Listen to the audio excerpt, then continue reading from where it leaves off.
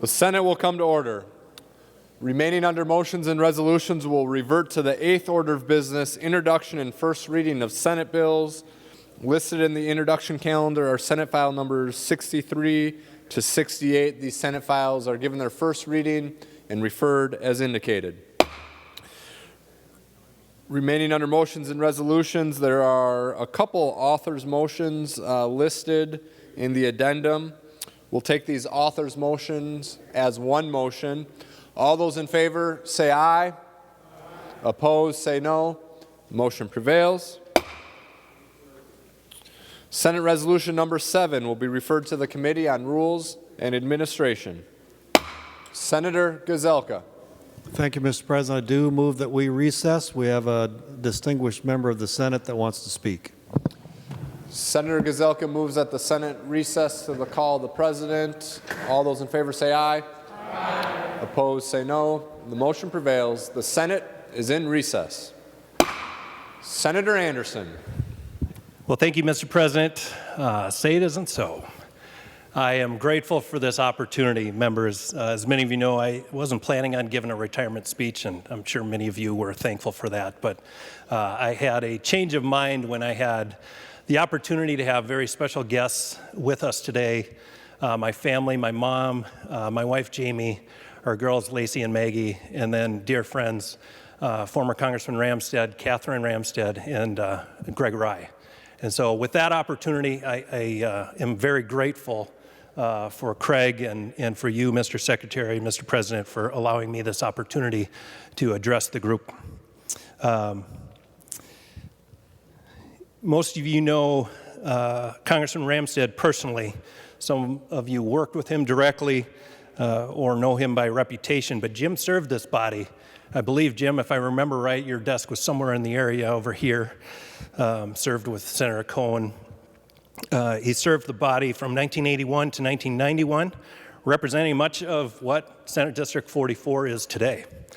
He also then went on to serve in Congress, representing the 3rd Congressional District for 9 terms, from 1991 to 2009. I had the privilege of working for Jim for nearly 6 years. And for a young guy fresh out of college, I could not have had a better mentor in Jim Ramstad. I was with him in the days following 9/11 and with him campaigning on Main Street in Hopkins on that fateful day in late October 2002 when Jim's good friend, Senator Wellstone, his wife Sheila, and others died in that plane crash in northern Minnesota.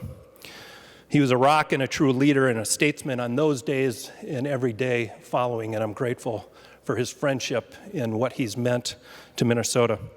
And just ask you members, would you join me in recognizing a Minnesota treasure, former congressman and one of our former colleagues, Congressman Jim Ramstad.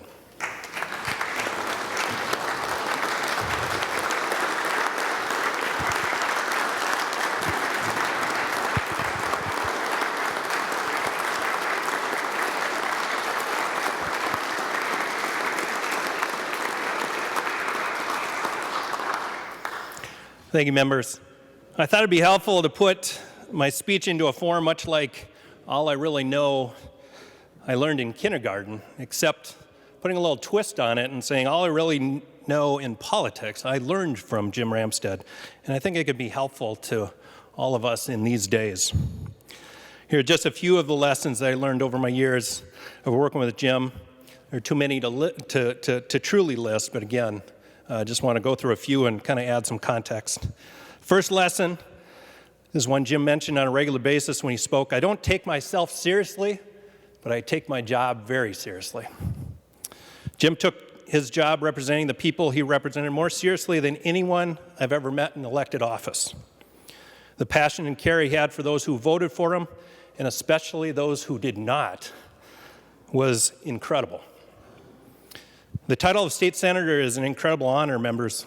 The responsibility to represent nearly 80,000 citizens in our communities is an unbelievable privilege. Humility in this job and in life goes a long way.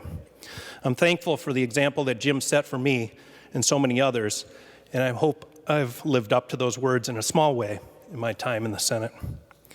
Next lesson I learned, Always run like you're 20 points behind. And you know what, Jim? As someone who ran your campaigns in 2000, 2002, winning at 70% in a swing district is something that is truly miraculous. And I will tell you that with your pace and passion, it was really hard to keep up. But it conditioned me, and I will tell you that in 2016, when Clinton beat Trump by 18.5%, it sure came in handy, so I thank you for that. A special thank you to the people of Senate District 44 who gave me the honor of a lifetime to serve them. These are my communities I grew up in here in the Senate. There are too many people to thank from the campaign, but a few I truly have to acknowledge. Bailey, Bob, Maureen, David, Amy, Tracy, Annie, Kristen, Steve, Danny, Rachel, Joan, Greg, Bill, Ron, and Janet. These are names that may not mean anything to you, but these are people that are very special and can't thank them enough for the time, talents, and treasures that they poured into helping with our election. Next lesson, and those of us who worked for Jim heard it daily, we have to raise our F's to a D, our D's to a C, our C's to a B, and our B's to an A. Jim's commitment to public service was second to none. Watching him work on a daily basis was invaluable to me. He expected a lot out of us, but he never expected more out of anyone more than he expected out of himself. There was always an urgency every day to dig deeper, try harder, and do better for the constituents of the 3rd Congressional District. For those of you who have worked closely with me here at the Senate, truly I thank you. If I pushed too hard at times, I apologize. But it was meant to push all of us to do better and work harder for the people of Senate District 44. To my legislative assistants who endured quite a bit of punishment from people unhappy with me or things we were doing here, I can't thank you enough for standing with me and serving alongside me. To Scott Missling, Joey Wiley, Rachel Bakke, Aaron Warnimi, thank you from the bottom of my heart. To the incredible Higher Education Committee staff, Tricia Elite, Jason Fossum, Brittany Johnson, Andrew Larson, Joan White, Andrew Erickson, and Hannah Grunwald, thank you. You're some of the best and brightest people I've had the privilege to work with. To the comm staff and the rest of the staff, many of you owe a tremendous debt of gratitude, which words cannot do justice. Next lesson, seek solutions in a bipartisan, pragmatic, and common sense way. Jim's bipartisan work as a member of Congress is legendary. Whether it was the Mental Health Parity Act that passed in 2008 after years and years of tireless work, which gave people with mental health issues the same access to insurance and treatment as those with physical ailments, or the Jacob Wetterling Crimes Against Children Act, a part of the 1994 crime bill that requires convicted child molesters to register with the police after their release. Jim was always working on behalf of others and with others, no matter of their politics, to get things done. In a challenging environment, I hope I've lived up to this charge as well. Members, I'm truly grateful for the work we did together on the issues like the small business relief grants, where Senator Pratt, thanks for letting me use your desk. Higher education, workforce development, training, education, taxes, healthcare, mental health, helping disadvantaged students, and so many more issues. I thank you for that work. Next lesson is a favorite quote from President Ronald Reagan, which Jim quoted often. The person who agrees with you 80% of the time is a friend and ally, not a 20% traitor. It's been noted often that the legislature and politics has become too partisan. We've heard it in a couple of retirement speeches. Maybe it's easier to say as you're walking out the door, but this is something that I think I've said repeatedly, probably to many of you in the room. Frankly speaking, both nationally and here in Minnesota, it's become a political dumpster fire, and we can all do better. The villainization of each other at times here at the Capitol, but especially on social media, is just too much. And I know all of you. I think I've gotten to know every one of you, and I know that's not your heart. So I hope at some point we can do better. For me, the relationships that have made this room will be valued for the remainder of my life. I apologize in advance to my colleagues, but I can't start naming people and telling stories because we'll be here for the length of Cohn's speech. And he served 40 years. He gets 40 minutes. I'm not taking 40 minutes. But just know how much I appreciate you and the connections we've had, the time we've spent together, even late in the morning or early in the morning, whatever it was, upside down. I'm grateful. And we may not have always agreed on the issues, but I appreciate each and every one of you. From my sweet mates, seatmates, not my sweethearts, sweet mates, Jasinski and Johnson, freshman classmates to leadership, to chairs who have been particularly helpful. Relationships matter, and I thank you for your friendships. I will miss working with all of you. Next lesson, you don't have to serve in public service to do public service. Jim has had a long history of civic and community involvement and is a shining example for those that don't just talk the talk, but walk the walk. We're surrounded by unsung heroes in the Senate that serve all of us and serve the people of Minnesota each and every day in extraordinary ways.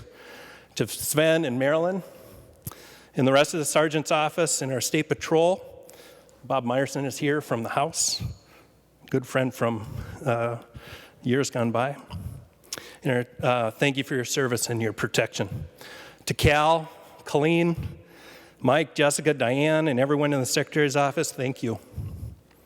To David and AJ, Shannon, and everybody at Senate Media, thank you for making us all look good, probably much better than we deserve at times. And to Pastor Mike Smith, I don't know if he's still here, thank you for praying for and leading this body spiritually as our Senate chaplain.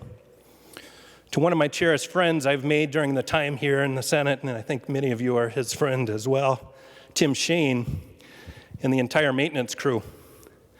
Yeah, I don't know if Tim will ever see this, but he's a special person, and I just want them to know they are awesome. And I thank you for the incredible work to make the Minnesota Senate building shine every day. The final words of wisdom, because I'm going to melt and sweat my way out of here, from Jim that I'll share today, and some of the most important words that he reminded us daily, was it's all about faith, family, and friends, the most important things in life.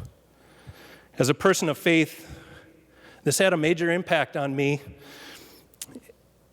as I started my career as a believer. My identity over the last 4 years has never been in the title of being a senator. I've shared this with some of you, but my faith is my identity. Ephesians 2:10 tells us that we are God's handiwork, created in Christ Jesus to do good works which God prepared in advance for us to do. Members, we stand on the shoulders of giants like Jim Ramstad, those who have come before us and represented Minnesota so well. Each of you, and I mean each of you, all 66, those that can't be with us today, have unique gifts and have been prepared for this time in service, prepared to do mighty work, world-changing work. And I hope you can rest in that, embrace that, and continue to serve your constituents in the state of Minnesota in that spirit. And to my family, like many in this chamber who have lost parents or family members over the last 4 years, we lost my dad in October of 2018.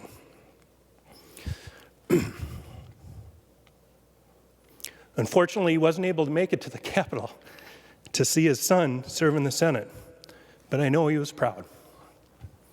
He was the hardest working person I've ever known, working his way in South Minneapolis from virtually nothing to a successful career as a small business owner.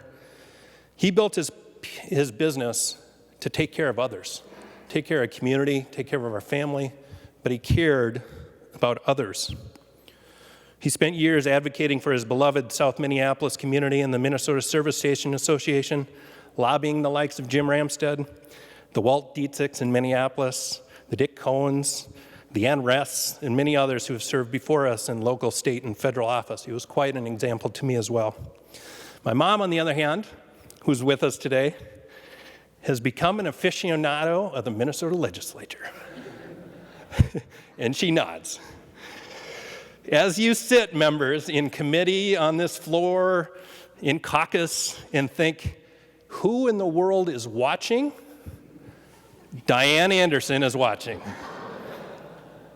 And with others, but I will tell you, I will often get the calls the next day.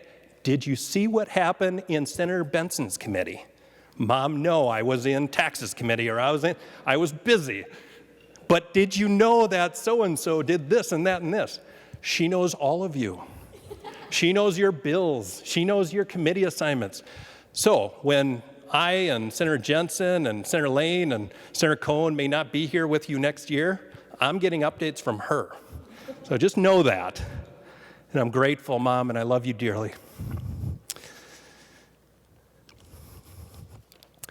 And the most important job that I have on this earth, and I think many of you can agree, is being a husband and a father. To my wife, Jamie, you're the love of my life. I knew I wouldn't do this. You're the love of my life, and I can't imagine doing life without you. To Lacey and Maggie, you're the light of my world. And I'm so proud of the young women, dang it, that you're becoming.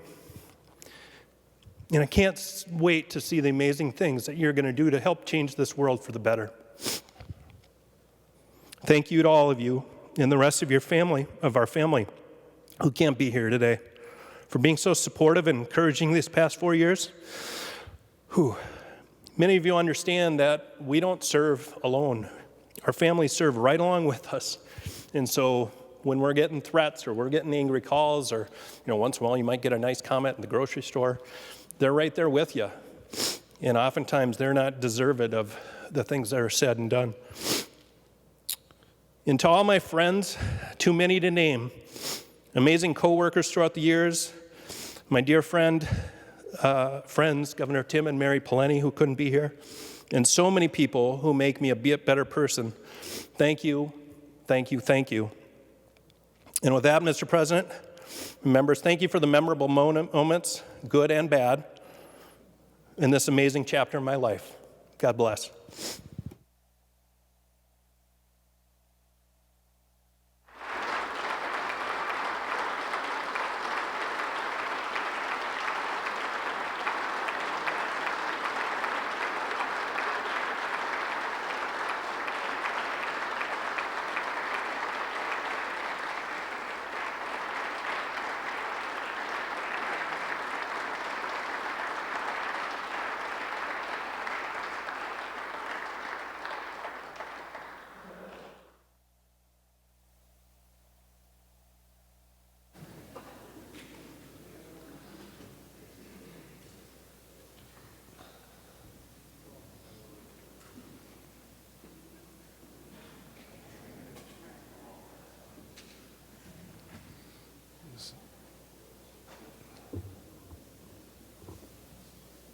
Senator Anderson, when you're done, please make your way up here, please.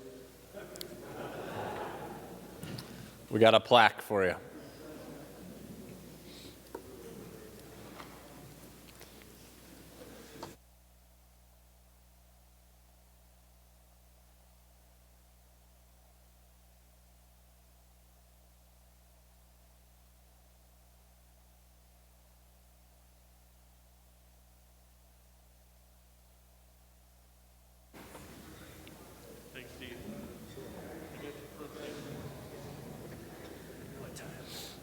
Senator Anderson, on behalf of the Senate, we have a plaque that says Paul T. Anderson, 2017 to 2020, in recognition of your dedication and service to the people of the state of Minnesota through your accomplishments in the state Senate. Thanks, Militem.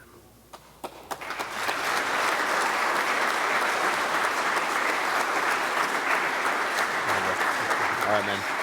Nice work.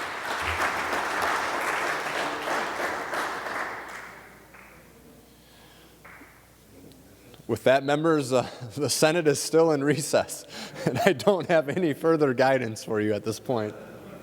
So the Senate is in recess to the call of the President. Please watch your emails.